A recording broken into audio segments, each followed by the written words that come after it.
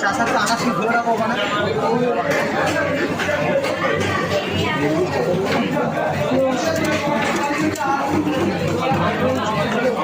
জয়ন্তবাবু মাছগুলো ভালো করে ছাড়াও, দামি মাছ বাড়ি দিয়ে গেলে দালালি দেবে। 350 টাকা হয়েছে। 8 দাও 350 টাকা।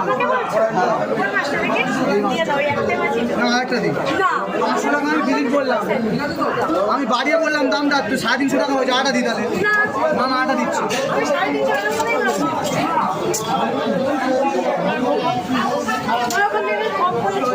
ছোট না আরেকটা দিচ্ছি। আচ্ছা দেখি কতটা হয়। 750 টাকা হচ্ছে, 740 টাকা।